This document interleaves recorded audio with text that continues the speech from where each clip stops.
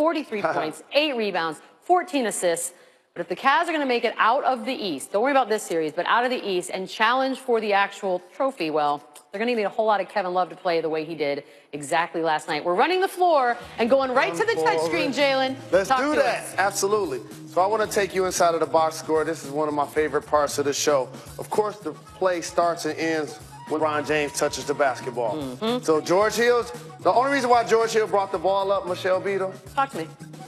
so that LeBron James didn't have to. Well, That's all. nice. That's all he was doing. Okay. So here you see the Toronto Raptors, right? It seems like they're in a pretty good defensive setup.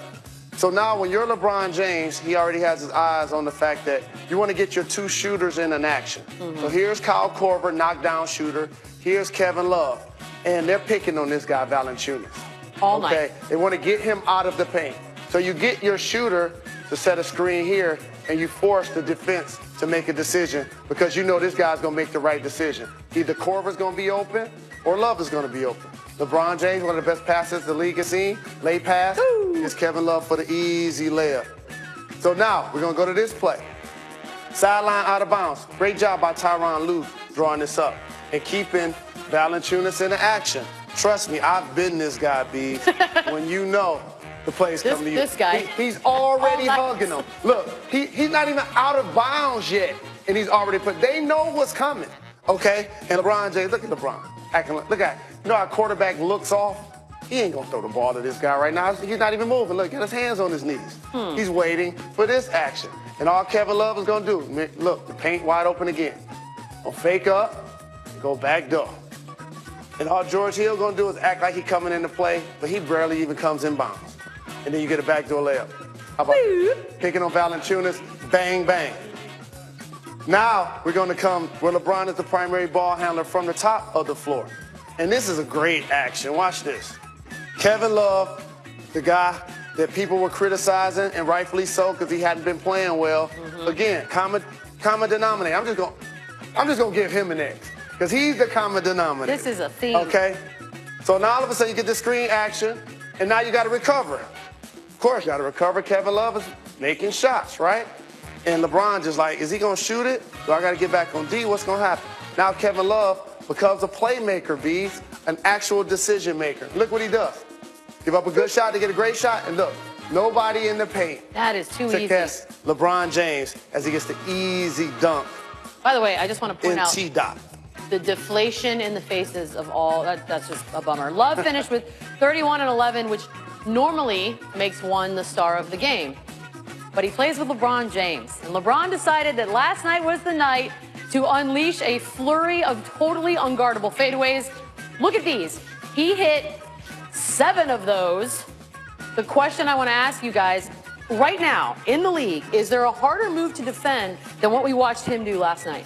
I'm not going to go prisoner of the moment here for LeBron James. I think the signature shot that has helped elevate and change how we view basketball the way it's being played is Steph Curry's unlimited range. Okay. He's the first guy that I've seen when he's 75 feet in the backcourt and somebody gives him the basketball and it's less than 5 seconds, he actually can shoot the ball, and we think it has a really good chance a real to go shot. in.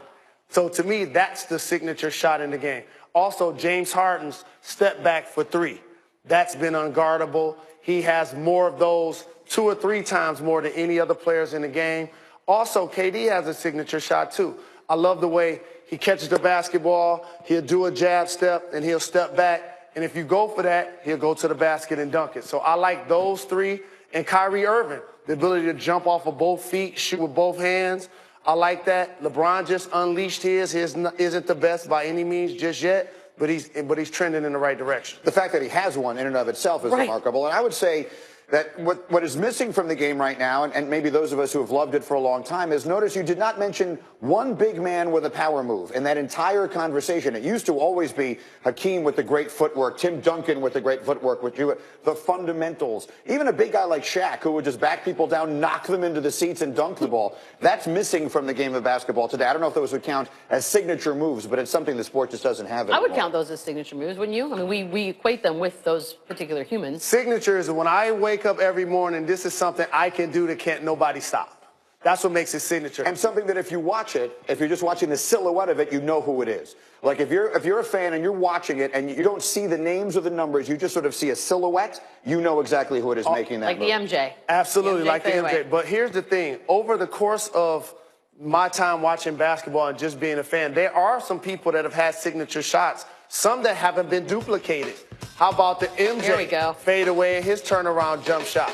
That hasn't been able to duplicate. Kobe was the second best at doing it, but nobody still was able to do it to the level the way MJ was, which is why he's one of the greatest scorers the game has seen, and people consider him the best player. And that is something, and to tie it back to the conversation we had about Ben Simmons a little bit, that is something he developed in his game. He didn't come into the league with that. He developed a lot of that as he went on. He was the high-flying superstar when he was as a rookie in Chicago, and he developed his offensive game developed so much in the early years of his career, and maybe the same thing will happen with Ben Simmons. How about a couple of other guys that have signature shots that still have yet to be duplicated? Kareem Abdul-Jabbar's sky hook. That hasn't been duplicated in the way the Iceman George Gervin with finger roll. We still have not seen that.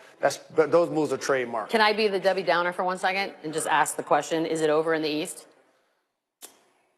I don't see Philadelphia winning 4 out of 5. Okay. So based on that premise, I would say it's over, but I still anticipate that this is going to be a 7-game series. I think when Philadelphia goes back home, they're going to look like a remarkably different basketball team. Sometimes when you're young and you're a role player, your game doesn't travel. That's what I saw from Philadelphia, and they seem to be overwhelmed by just the opportunity in the moment. I think they find their confidence when they get back home. That's one side of the draw. On the other side of the draw, I think it's a wrap for the Raptors. that side. In a literal sense. I think not only are they done this year, but I think it's time to rethink the whole game plan. The whole thing. Because if not now, when? If you weren't going to get that, if you weren't going to get LeBron this year, you're never going to get him, and they're not going to get him. And so, of course, you put the pressure on the best players when they come up short, and we're going to mention DeRozan, and we're going to mention Lowry, and rightfully so. Anybody seen Serge Ibaka? Like, anybody? No, we haven't even, no. Anybody seen him? But Serge Ibaka is not the guy that you're counting on to take you through this. You're counting on your stars. DeRozan and Lowry are supposed to be the guys leading the way. No, Green, it's a team game. And again, that's what I was saying about the Celtics comparison versus the Sixers comparison. We're going to talk about the 2 best players.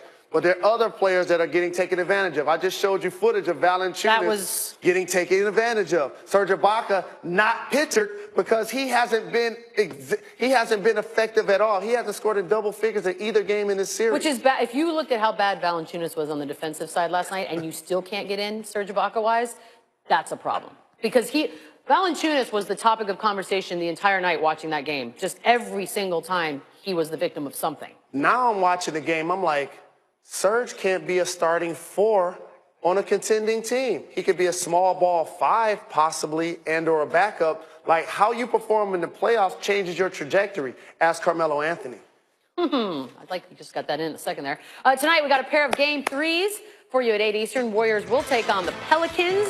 After that, we get a little Rockets Jazz from Salt Lake City. I'd say the loudest arena in the league. Their series tied at 1. Our coverage begins at 7 Eastern with a little NBA countdown, as always. Indeed. Everything will be live on the app, so you can watch anywhere, all the time. Let's get to some football. Let's bring in our NFL reporter, Jeff Darlington, to hit on a couple of the big stories. And let us start in Dallas, where Jason Witten is finally retiring. That was a bit of a soap opera over the course of a week, and now he is officially coming to do Monday Night Football. And so the question is, what is the trickle-down effect of his departure and the Dez departure in Dallas? Well, to be very clear, Greeny, when it comes to Jason Witten, the trickle-down effect is impactful. It is going to be a challenge. When you walk into the new Frisco practice facility that Jerry Jones built, there is beautiful, expensive marble that looks like it could be there another 200 years. And in that marble is a quote from Jason Witten, actually engraved into the ground that says, "Some succeed because they are destined, others succeed because they are determined." It's one thing for a player to walk in there and see that quote on the ground. It's another to walk into the locker room and look at Jason Witten doing exactly that. He has been the example that Jason Garrett has used time and time again to try to keep these young players in line. It's going to be difficult. Is Ezekiel Elliott ready to step up and be a leader in that locker room? He hasn't shown that to date, but now is his time. It's time for Dak Prescott. it's going to be a challenge. Jason Witten's production had fallen off this past year to the point where, not to the point where he wasn't a starter, but to the point where you started to wonder if it was time for him to move on. When it comes to leadership, it was not time for him to move on. He was still such an impactful player in that locker room. This will be a challenge for this Cowboys team. Yeah, it's sort of a turning over of a new guard, the changing of the guard, if you will. All right, the other big story, of course, Matt Ryan and the Falcons agreeing to a 5-year extension, and the reports from our Chris Mortensen, he's the first $30 million player in the sport and $100 million guaranteed. So why did it make sense for the Falcons to get that deal done right now? Well, I'd spoken to a member of the organization just a day before this deal got done, and he made very clear to me that they already had the structure in place, but it was the nuance that needed to be hammered down after the draft. They got right to it because they knew that Matt Ryan is the guy they want there for the future. He had 1 year remaining on his deal that was going to pay him about $19 million in cash this coming season. They didn't want to deal with anything, any kind of turmoil, any kind of long-standing negotiation. So instead, they just got this thing hammered out. They paid him what he needed to be paid. And by the way, we've seen 5 different quarterbacks in the past year be the highest paid quarterback in the NFL. It doesn't last long. It's not a title that sticks around for very long. You know, and we would think it won't either here if Aaron Rodgers has anything to do with it, Jeff. Thanks a million. Stay there with us as we continue here. And so, guys, I have an idea. All right, so I want to bring an idea to the table here. Okay. And it is as follows. You should not, because you brought it up a moment ago. You sign a quarterback to this huge money, and what winds up happening is you have to gut the roster. We saw it happen in Baltimore. They win a Super Bowl, they've got to pay Joe Flacco, and the next thing you know, all of their good players are going hither and yon. Similar situation in Seattle, where they couldn't keep a lot of that defense together because they had to pay the quarterback.